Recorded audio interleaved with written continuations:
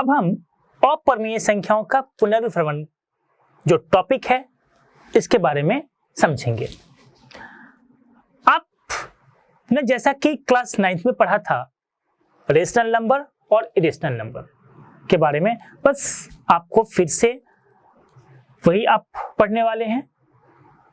ये इसलिए फिर से आपको पढ़ना है कि रेशनल नंबर और इरेशनल नंबर को अगर आप समझ जाते हैं तो आपको जो रियल नंबर्स में जो चैप्टर आते हैं उस चैप्टर को समझने में, उस चैप्टर में जो क्वेश्चंस आते हैं उसको आप आसानी से सॉल्व कर सकते हैं, क्योंकि आपके पास अगर बेसिक आइडियाज होगा तो बेसिक आइडियाज के सहारे आप क्वेश्चन को आसानी से सॉल्व कर सकते हैं। ओके, तो चलिए हम एक बार फिर से रेशनल नंबर और इरेशनल नंबर को समझते हैं। ऑलरेडी आपको पता है कि रेशनल नंबर अर्थात परिमेय संख्या किसे कहते हैं? कोई भी संख्या जो p/q के रूप में लिखी जा सके। ओके, और जहां p और q कोई पूर्णांक हो तथा q 0 के इक्वल नहीं हो, वैसी संख्या को हम परिमेय संख्या कहते हैं। राइट। उसके बाद आपने इरेशनल नंबर के भी पढ़ा था, तो चलिए एक बार फिर से इरेशनल नंबर को भी समझते हैं। तो कोई भी संख्या जो p/q के रूप में नहीं लिखी जा सके वैसी संख्या को हम अपरिमेय संख्या कहते हैं। जैसे कि आप देख पाते हैं √2, जैसे √2, √3, √5, √7 .etc। ये सारे के सारे जो नंबर्स आप देख पा रहे हैं, ये सारे के सारे नंबर इरेशनल नंबर्स है, क्योंकि आप इसे p/q के फॉर्म में रिप्रेजेंट नहीं कर सकते हैं। ओके, तो परिमेय संख्या और परिमेय संख्या को समझने के बाद अब हम अपरिमेय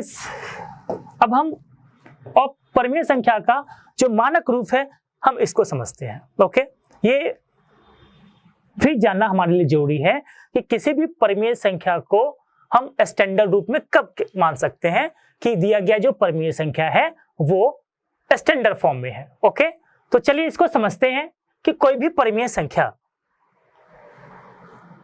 जैसे कि कोई भी परिमेय संख्या जो p/q के फॉर्म में लिखी गई है, अगर p और q में एक को छोड़कर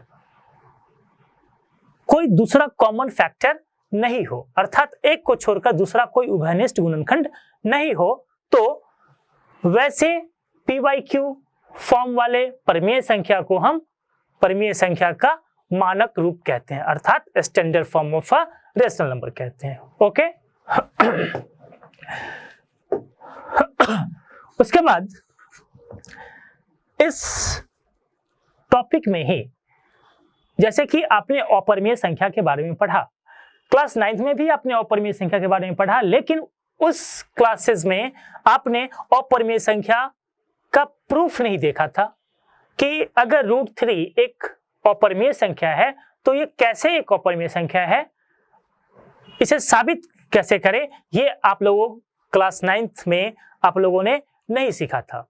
ओके, लेकिन अब हम क्लास 10th में आने के बाद हम ये भी सीखेंगे कि कैसे √3, √5, √7 यानी कि जो जो अपरिमेय संख्या है वो कैसे अपरिमेय संख्या ही है, वो क्यों अपरिमेय संख्या है, वो परिमेय संख्या क्यों नहीं है, हम क्लास 10th में ही इसके बारे में स्टडी करेंगे। ओके, तो चलिए एक दो टर्म्स और समझते हैं। अपरिमेय संख्या को जब हम साबित करने के प्रोसेस की तरफ बढ़ेंगे तो उस दौरान हमें कुछ बेसिक आइडियाज की जरूरत होगी। उस बेसिक आइडियाज को हमें समझना जरूरी है, उसके कंसेप्ट को समझना काफी इंपॉर्टेंट है। अब जैसा कि आप देख पा रहे हैं कि यदि a एक धनात्मक पूर्णांक है, अगर मान लीजिए कि a कोई एक पॉजिटिव इंटीजर्स है, ओके, और p एक अभाज्य संख्या है और p कोई अभाज्य संख्या हो अर्थात कोई प्राइम नंबर हो, तो जो a² को विभाजित करती है, यानी कि p एक ऐसी अभाज्य संख्या है जो a² को विभाजित करती है, तो यह स्टेटमेंट कहता है कि तब p a को भी विभाजित करेगी। ये बहुत इंपॉर्टेंट कंसेप्ट है, बहुत इंपॉर्टेंट पॉइंट्स है जो आपको अपने माइंड में याद रखना है। इसको और बेसिक से कैसे समझे इस स्टेटमेंट को, मान लीजिए कि 2a स्क्वायर 2 से विभाज्य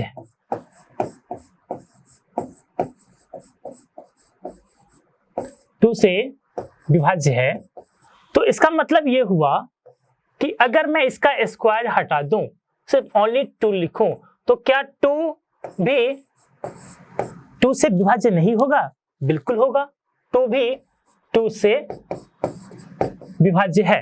अर्थात अगर आप किसी नंबर के स्क्वायर को अगर आप किसी संख्या से अगर आप डिवाइड कर पा रहे हो कंप्लीटली, तो इसका मतलब है कि उस संख्या को भी आप कंप्लीटली उस दिए गए नंबर से डिवाइड कर सकते हैं। ओके, तो वही स्टेटमेंट था, अगर ए स्क्वायर को अगर p डिवाइड कर रहा है तो इसका मतलब ए भी p से डिवाइड हो जाएगा। ओके, ये स्टेटमेंट आपको समझना है, क्योंकि नेक्स्ट जब हम क्वेश्चन करेंगे तो उस क्वेश्चन के साथ आपको इस छोटे छोटे टर्म्स का आप यूज देखेंगे। ओके, तो चलिए क्वेश्चन देखते हैं इससे रिलेटेड, जो बहुत ही इंपॉर्टेंट क्वेश्चन है आपके क्लास 9th में।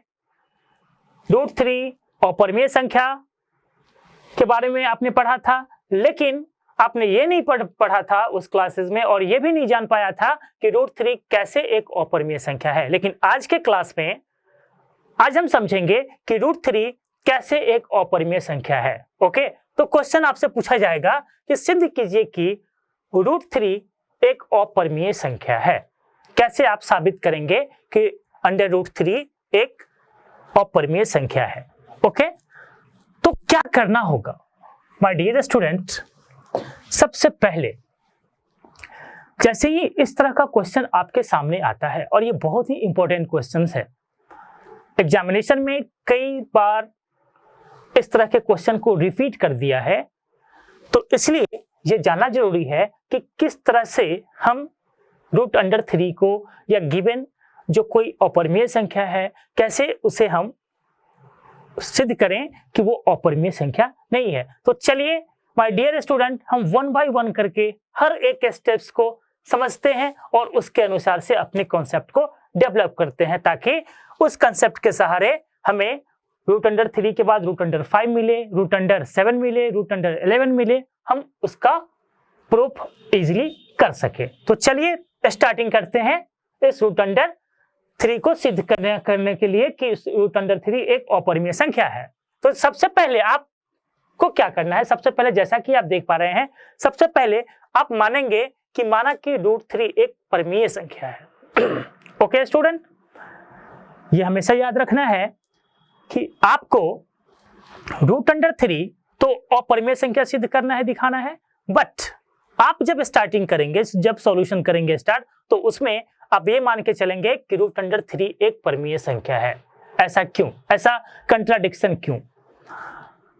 तो इस स्टेटमेंट को समझने से पहले, इस प्रोसेस को समझने से पहले एक दो इंपॉर्टेंट बातें जो मैं आपके साथ शेयर करना चाहता हूं, मैं चाहता हूं कि वो कर दूं। जैसे मान लीजिए कि अभी आप एक क्लासरूम में बैठे हुए हैं, राइट, और आपके बगल में जो आपका क्लासमेट है, आपने उससे कहा कि भाई अभी दिन है या रात है, तो आपका क्लासमेट ये कहता है कि रात है, बट आपको पता है कि ये दिन है, लेकिन आपका फ्रेंड आपको कह रहा है कि रात है। अब क्वेश्चन ये आता है कि आप उसको कैसे साबित करेंगे कि अभी दिन है? तो आप क्या करेंगे? आप पहले रात की प्रॉपर्टीज बताएंगे कि नाइट में क्या क्या होता है। आप बताएंगे, आप उससे पूछेंगे पहले कि नाइट में क्या होता है। नाइट में आकाश में तारे टिमटिमाते हुए नजर आते हैं, नाइट में दूर की चीजें साफ साफ नहीं दिखाई पड़ती हैं। ओके, तो आप क्या कहते हैं कि उसी कंट्राडिक्शन को लेकर के आप अपने दोस्त के पास आते हैं और कहते हैं कि चलो देखो आकाश की तरफ, आपका फ्रेंड आकाश की तरफ भी देखता है और आप कहते हैं कि देखो तारे नजर आ रहे हैं, तो आपका फ्रेंड बोलता है नहीं। ओके, फिर आप पूछते हैं कि क्या यहां से जो कुछ दूरी पे वो जो पेड़ है क्या आपको दिखाई पड़ रहा है? तो स्टूडेंट बोलता है, आपका जो क्लासमेट है वो बोलता है कि हाँ वो भी दिखाई पड़ रहा है। तो आप क्या कहते हो कि इसका मतलब रात नहीं है? अब रात नहीं है तो इसका मतलब दिन है, उसका उल्टा है। ठीक उसी तरह से हम कंट्राडिक्शन मेथड का इसमें यूज करते हैं कि अगर आपको साबित करना हो कि √3 एक अपरिमेय संख्या है तो सबसे पहले आपको मानना होता है कि √3 एक परिमेय संख्या है। तो जैसा कि आप देख पा रहे हैं कि √3 एक परिमेय संख्या है, अर्थात √3 = a/b आप राइट करते हैं, इसे इक्वेशन नंबर फर्स्ट मानते हैं। फिर a और b में आपको ऐसे a और b के फॉर्म में रिप्रेजेंट करना है जिसके बारे में दिखाना है कि a और b में एक के अलावे कोई भी गुणनखंड ऐसा नहीं है जो कॉमन है। फिर आप क्या करते हैं कि √3 को आप m/n के फॉर्म में रिप्रेजेंट करते हैं। m/n अर्थात ये भी एक परिमेय संख्या के फॉर्म में है। इक्वेशन फर्स्ट एंड इक्वेशन 2 आपने राइट किया। अब यहां पर भी वही सिचुएशन कि m और n जो आप संख्या देख पा रहे हैं, इस दोनों संख्या में एक के अलावे कोई भी गुणनखंड कॉमन नहीं है, जैसे कि a और b में था। a और b में भी एक के अलावे कोई भी कॉमन गुणनखंड नहीं है। ठीक उसी तरह से m और n में भी कोई कॉमन गुणनखंड नहीं है। ओके, इतना प्रोसेस करने के बाद आप क्या करते हैं, जो हमारे पास इक्वेशन नंबर सेकंड है उस इक्वेशन नंबर सेकंड के हेल्प से हम √3 × n क्रॉस मल्टीप्लाई करके हम m की वैल्यू यहाँ पे बाहर करते हैं, अर्थात √3 × n = m राइट करते हैं। और फिर √3 है, इस रूट को हटाने के लिए हम दोनों तरफ स्क्वायर करते हैं, इक्वलिटी साइन के दोनों तरफ। जैसे ही आप साइन इक्वल साइन के दोनों तरफ स्क्वायर करेंगे, अर्थात squaring on the both side, आप देखेंगे √3 का स्क्वायर 3 होगा और n चूंकि रूट के बाहर है तो n स्क्वायर और इक्वल टू m स्क्वायर होगा। तो ये आप इसको इक्वेशन नंबर थर्ड मानते हैं। अब देखिए, अब जैसा कि आपने देखा कि 3n² = m स्क्वायर है, इसका मतलब क्या है? इसका मतलब है कि 3m² को विभाजित करता है। ये जो गिवन आप m² देख रहे हैं इक्वल में, उसको वो क्या कर रहा है? विभाजित कर रहा है। इसका मतलब 3 भी m को विभाजित करता है, जो कि आपने नोट वाले पॉइंट्स में देखा था। अब 3 से अगर m भी डिवाइड हो रहा है तो इसका मतलब ये हो गया कि कहीं ना कहीं वो 3 का मल्टीपल होगा। तो हम लेके चलते हैं कि चलिए माना कि m = 3 की है, क्योंकि m अगर 3 से डिविजिबल है तो इसका मतलब है कि वो 3 का ही कोई ना कोई मल्टीपल होगा। तो इसलिए हम m = 3 के राइट कर लेते हैं। अब राइट करने के बाद हम इक्वेशन थर्ड से चलते हैं। जैसा कि आप देखें 3n² = m² है। अब यहां से m के प्लेस पे हम 3 के पुट करते हैं, तो 3n² = m²। m की वैल्यू आप देख पा रहे हैं, m की वैल्यू यहाँ पे 3 के है, 3 के हम राइट करते हैं और यहाँ पे 3n² है। अब यहाँ एक स्टेप और आपको कैलकुलेट करना है। m = 3 के, यहाँ पे 3n² जैसा था आप देख पा रहे हैं, m² है, यहाँ पे 3k का होल स्क्वायर होना चाहिए। तो 3n² = 9k² होगा। तो 3 3 9। ओके, तो अब यहां से एक स्टेप अब ये हुआ कि n² = कितना होगा? 3k²। ओके,